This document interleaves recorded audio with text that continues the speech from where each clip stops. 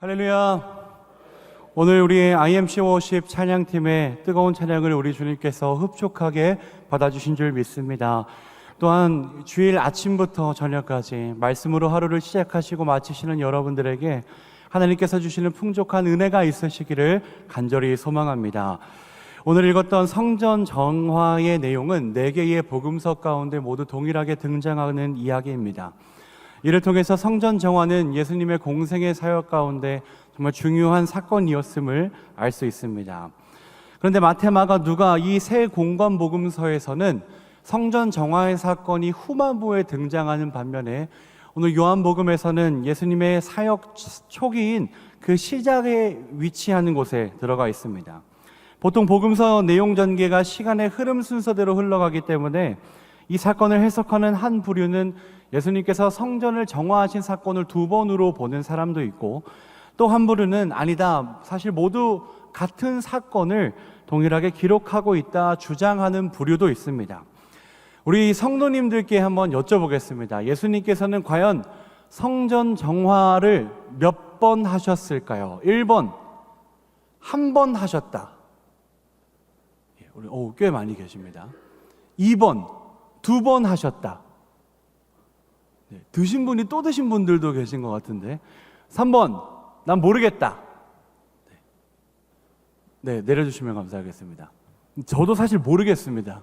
제가 우리 성도님들에게 꼭 정답을 알려드리고 싶어서 여러 가지 서적도 찾아보고 여러 가지 참고 자료들도 찾아보았는데 어느 곳 하나 정확하게 1번이다, 2번이다 라고 말했던 자료는 없었습니다. 100%는 없지만 한 번의 사건으로 바라보고 있는 것이 요즘 학자들의 추세라는 사실만을 확인할 수 있었습니다. 다만 이 성전 정화의 내용이 1번이었던지 2번이었던지 각 복음서들 가운데에 동일하게 등장하는 것과 또 초반과 후반부 그 위치가 어느 곳이 됐든 간에 중요한 위치에 자리 잡고 있었다는 것으로 보아 신앙적으로서 상당히 큰 의미가 있는 사건임에는 틀림이 없습니다. 그렇다면 요한복음서에서 바라보고 있는 이 성전 정화 사건은 과연 우리에게 어떠한 메시지를 던져주고 있는가를 이 시간부터 함께 알아가 보고자 합니다. 요한복음 1장을 보면 요한 공동체에서 책을 기록할 때에 무엇을 가장 중점적으로 보고 있는가를 알 수 있습니다. 그것은 바로 예수님의 신성입니다.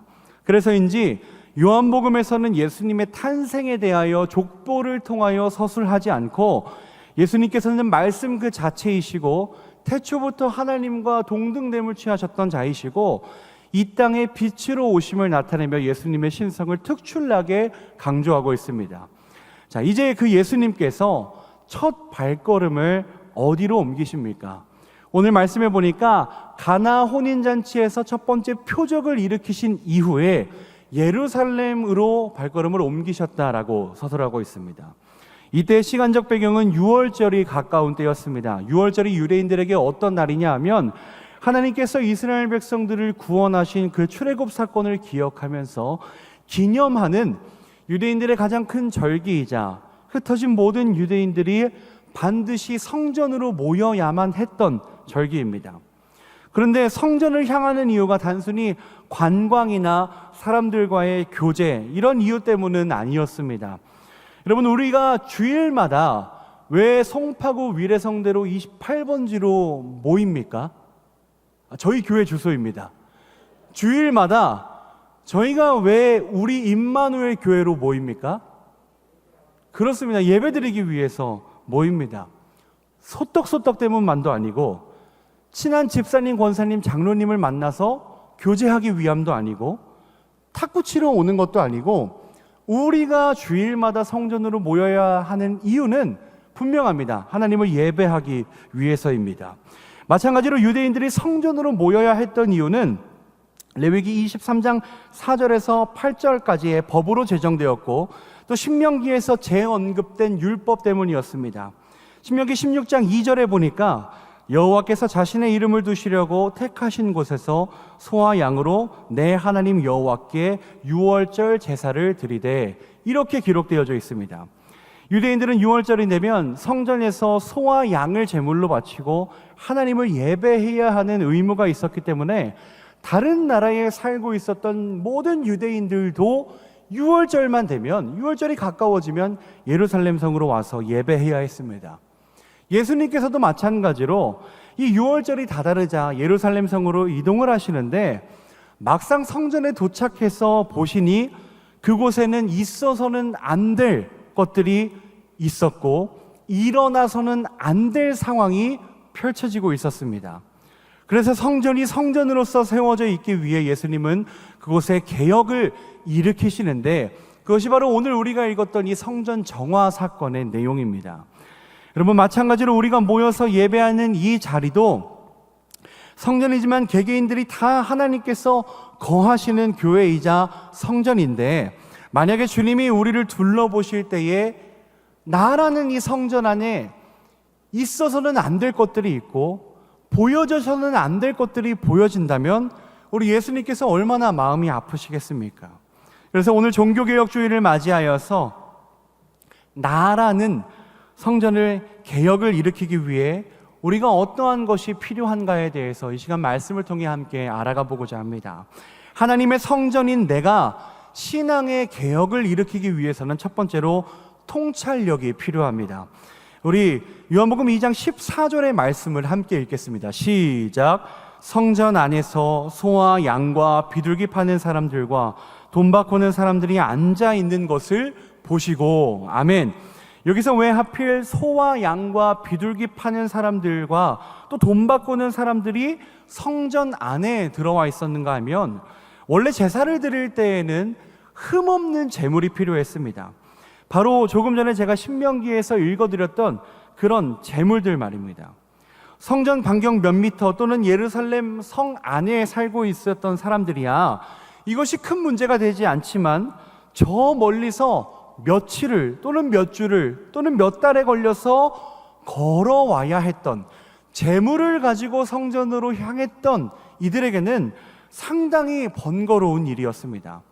혹시라도 험난한 예루살렘을 향하여 산길을 올라가다가 집에서부터 정성스럽게 끌고 왔던 소가 발목이라도 삐끗하게 된다면 성전에서 제물을 감독하는 사람들이 아예 제사 자체를 못 드리게 했습니다.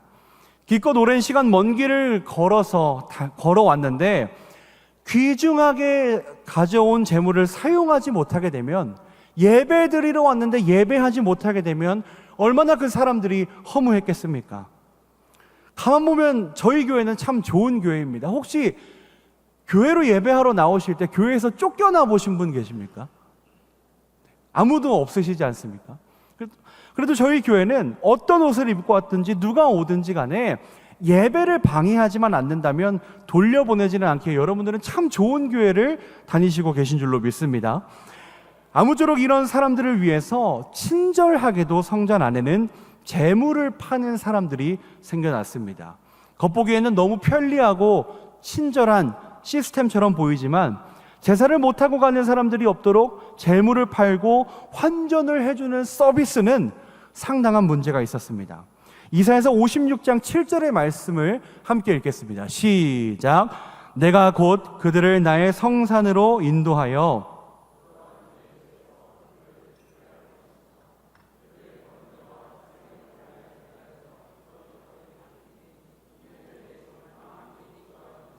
일컬음이 될 것임이라. 아멘.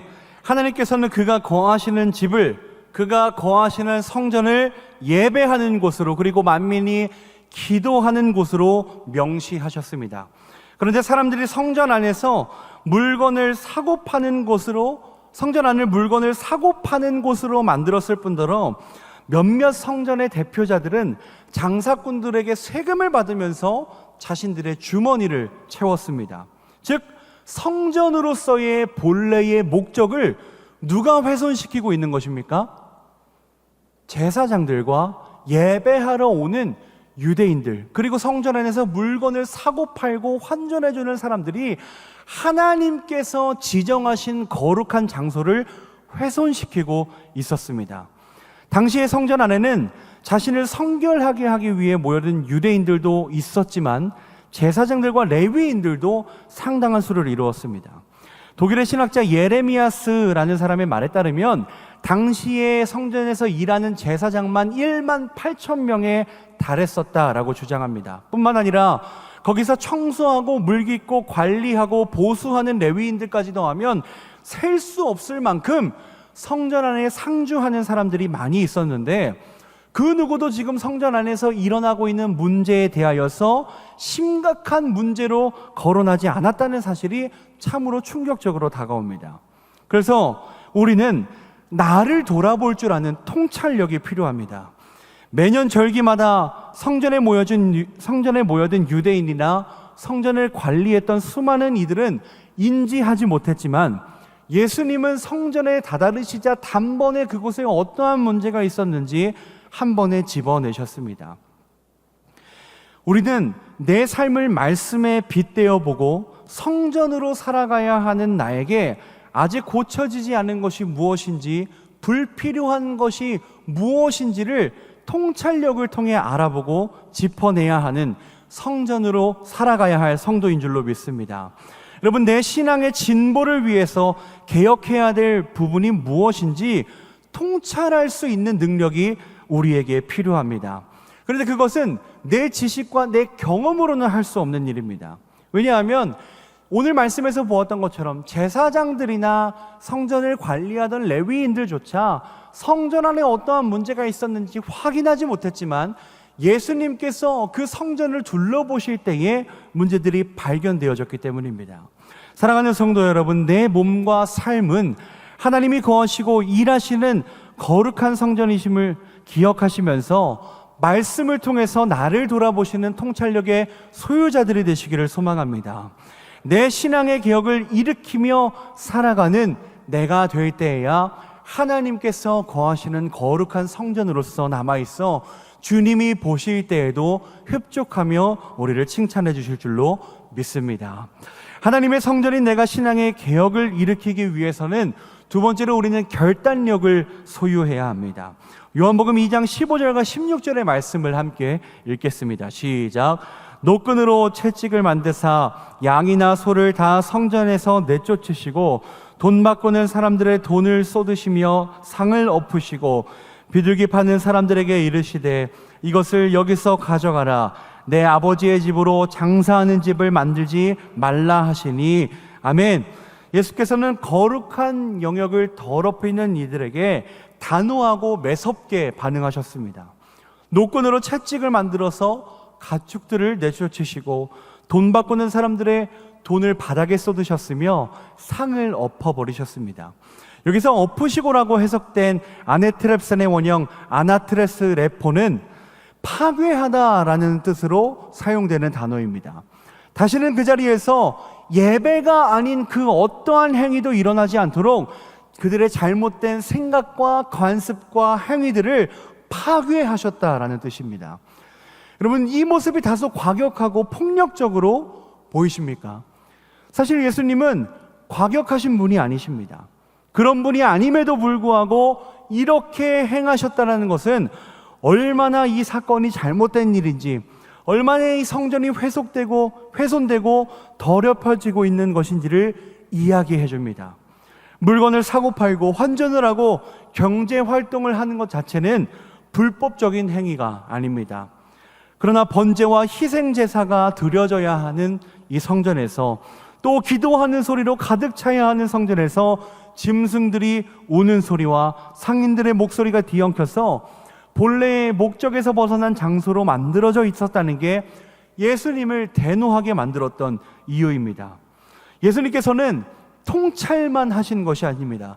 통찰한 내용을 가지고 결단하셨습니다. 그 자리 가운데에서 노끈으로 채찍을 만드셔서 당장의 성전을 더럽히고 있는 요소들을 내쫓으시고 뒤엎으시고 더러운 생각과 그 나쁜 환경들을 파괴하셨습니다. 분명 사람들의 따가운 눈초리와 성전에서 이득을 취했던 종교 지도자들의 비난도 있었습니다. 그런데 그게 중요한 것이 아니라 더 이상 하나님께서 거하시는 이 성전이 더럽혀지지 않는 것이 하나님의 아들이신 예수님께서 원하시는 모습이었습니다. 여러분, 우리에게는 이러한 결단력이 있는지를 한번 돌아보시기를 소망합니다.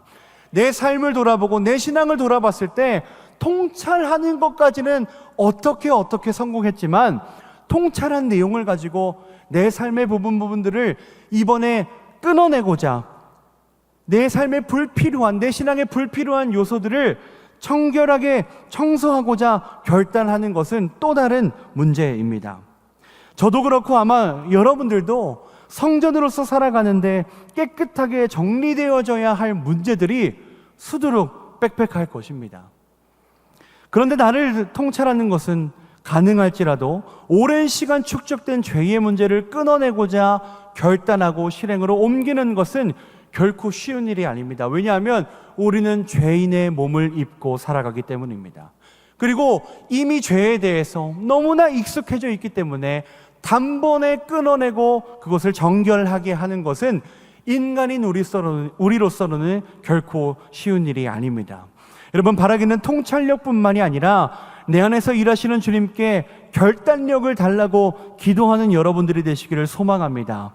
나 혼자서 할 수 있다라는 생각은 그것은 그저 내 생각에 불과합니다.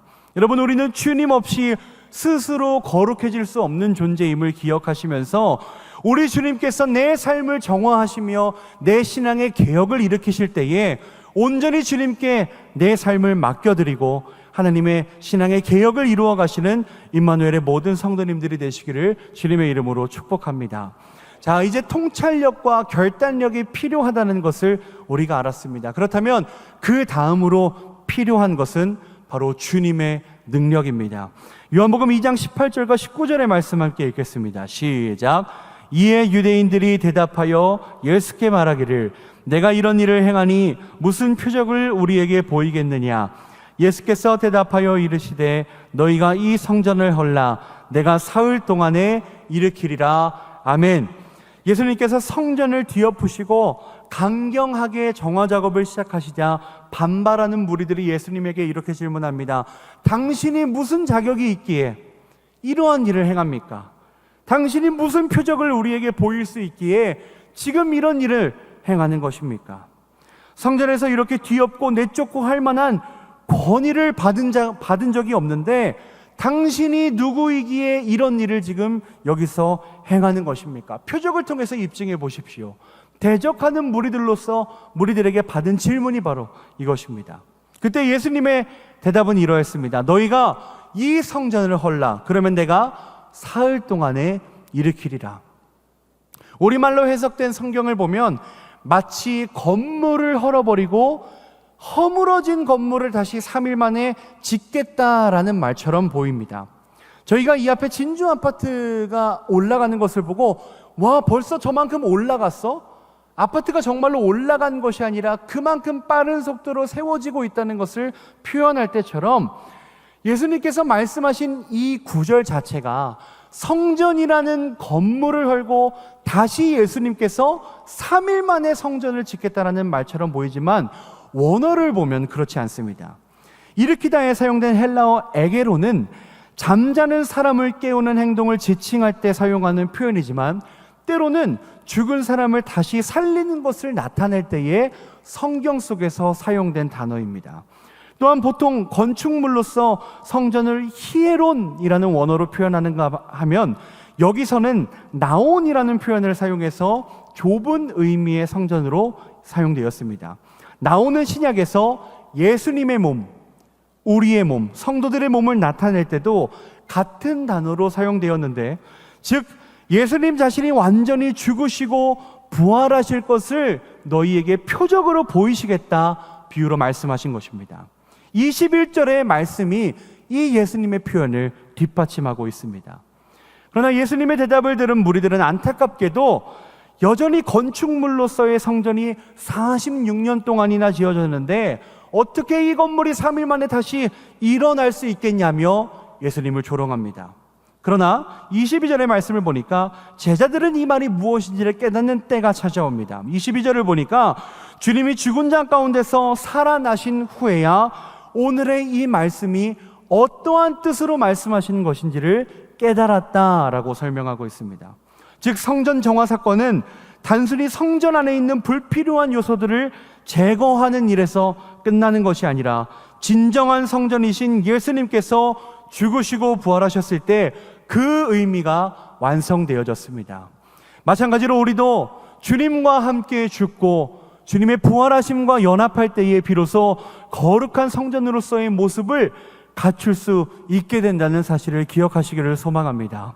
그래서 성도로 살아가고 있는 우리에게, 하나님께서 거하시는 성전으로 살아가는 우리에게는 반드시 예수 그리스도의 부활의 능력이 필요합니다. 사랑하는 성도 여러분, 바라기는 예수님의 부활의 능력을 힘입으셔서 성전으로 살아가는 내 삶에 불필요한 요소들을 말끔하게 제거하시고 거룩하고 온전한 성전으로서 살아가시는 여러분들이 되시기를 간절히 소망합니다. 내 신앙의 개혁은 주님이 주시는 통찰력과 결단력, 그리고 예수 그리스도의 부활의 능력이 있어야지만 비로소 완성되어진다라는 사실을 오늘 요한복음에서는 이야기해주고 있습니다. 하나님이 거하시는 거룩한 성전으로서 본질을 지켜 살아가시는 여러분들이 되실 때에 주님께서 우리의 삶을 돌아보시고 흡족해 하시며 칭찬하시는 은혜가 있을 줄로 믿습니다. 오늘 이 말씀을 기억하시면서 이 종교개혁주의를 맞이하여서 과연 내 신앙 가운데에 개혁되어져야 될 부분은 무엇인가 통찰해 보시고, 통찰한 것들을 통하여 결단하시면서 예수님의 능력으로 날마다 거룩하게 정화되어지는 삶의 연속을 살아가시는 우리 임마누엘 교회의 모든 성도님들이 되시기를 간절히 소망합니다. 예수님께서는 제자들에게 이렇게 말씀하셨습니다. 나는 마음이 온유하고 겸손하니 내게로 와서 내게 배우라. 그런데 오늘 말씀에서 본 예수님의 모습은 사뭇 다른 면모를 보여주셨습니다. 그렇게 온유하신 예수님은 비성경적인 일이 성전 안에서 일어나고 있음에 크게 분노하셨습니다. 3만여 명이나 되는 제사장들과 레위인들이 그냥 지나쳤던 문제를 통찰하시고 정화를 결심하시사 실행으로 옮기셨습니다. 여러분, 우리가 이 모습을 본받기를 소망합니다. 오늘 담임 목사님께서 말씀하신 것처럼 우리가 이 세상을 바라볼 때 성경적으로 옳지 못한 일을 분별하여서 크리스천으로서 지켜야 할 진리를 수호하며 오늘의 내 삶 가운데에서 신앙의 개혁을 이루며 나아가시는 임마누엘의 모든 성도님들이 되시기를 다시 한 번 더 주님의 이름으로 축복합니다. 기도하시겠습니다. 주님, 지금 우리는 누군가가 피땀 흘려 일구어낸 개혁으로 인해 온전한 교회를 세워 이 안에서 함께 예배하며 살아가고 있음을 기억합니다. 무엇보다 주님께서 나의 죄를 대속하시고 다시 부활하셔서 오늘 내가 살아있음을 기억합니다. 이제 그 희생이 헛되이지 않게 끊임없이 나의 신앙을 기억하며 하나님께서 거하시는 거룩한 성전으로서 살아가게 하여 주시옵소서. 성전인 내 삶에 불필요한 요소들을 찾아낼 수 있는 통찰력을 주시고 익숙한 죄를 단번에 끊어낼 수 있는 결단력을 허락하여 주시옵소서. 그리고 사망 권세를 이미 이기신 예수 그리스도의 그 부활의 능력을 힘입어 성전으로서 온전한 나로 살아갈 수 있도록 끊임없이 나에게 말씀하시고 가르치시고 인도하여 주시옵소서. 오늘은 종교개혁 주일입니다. 다른 이들이 그저 문화로, 관습으로, 세상의 흐름으로 인식하던 비진리의 모습에 성경을 빗대어 보고 바로잡아 악한 권세에 맞섰기에 오늘의 교회가 있게 되었음을 우리가 기억하게 하여 주시옵소서. 그리하여 그 신앙의 모습을 본받아 이 시대 가운데에 비진리에 대하여 대항하는 우리가 되게 하여 주시옵시고 복음을 수호하여 하나님 나라를 회복하며 나아가는 우리가 되게 하여 주시옵소서. 오늘 담임 목사님께서 선포하신 말씀을 통해 나의 편견과 싸우겠습니다 라고 결단하였습니다. 내 편견이 앞서는 인생이 아니라 하나님의 말씀이 앞서게 하여 주시옵시고 내 편견으로 인하여 복음의 의미가 훼손되지 않도록 싸워야 할 때 싸울 수 있는 주의 군사들로 우리를 훈련시키시고 사용하여 주시옵소서. 이제는 우리 주 예수 그리스도의 은혜와 하나님의 사랑하심과 성령님의 교통하심이 우리의 삶 속에서 날마다 신앙의 개혁을 이루며 날마다 거룩한 성전으로서 살아갈 우리 임마누엘의 모든 성도님들에게 이제로부터 영원토록 함께하옵시기를 간절히 축원하옵나이다. 아멘.